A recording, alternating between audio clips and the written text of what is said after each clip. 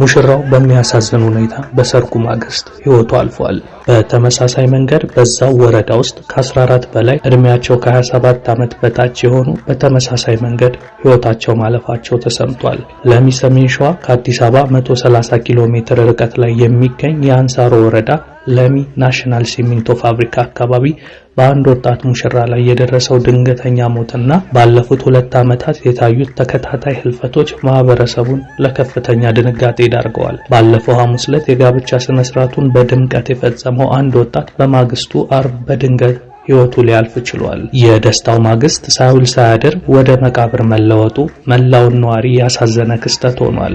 ይህ ተከትሎ ባለቤቱ ሙሽሪት ማለት ናት በደረሰባት ድንገተኛ የሐዘን ድንጋጤ ለከፋ የስነ ልቦና ጫናና ጉዳት ተጋልጣ እንደነበር ተገልጿል። ትላንት በደስታ ሙሽራ ስንለው የነበረው ወንድማችን ዛሬ በማግስቱ ልንቀብረው መገደዳችን ለማመን የሚከብድ ጥቁር ጠባሳ ጥሎብናል ሲሉ የዓይን እማኞች ገልጸዋል።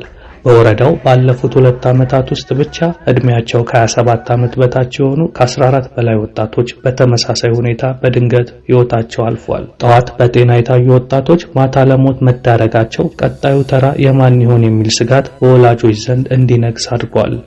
አብዛኛው የአካባቢው ነዋሪዎች ለዚህ አደጋዎች መንስኤ የዓይን ማረፊያ ቡዳ ወይም ደግሞ ባለ እጅ ነው የሚል ጽኑ እምነት አላቸው።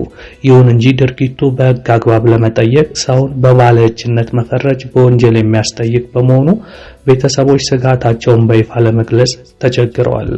በአንሳሮ ወረዳና በለሚ አካባቢ በተከታታይ በተከሰቱ አሳዛኝ ሞቶች ሕይወታቸውን ላጡ ወጣቶች ቤተሰቦች፣ ጓደኞችና ለወጣቷ ሙሽሪት ልባዊ መጽናናትን እንመኛለን። ፈጣሪ ለሟቾች ነፍስ ረፍትን፣ ለተረፉት ደግሞ ጥንካሬና ጥበቃን ይስጣቸው።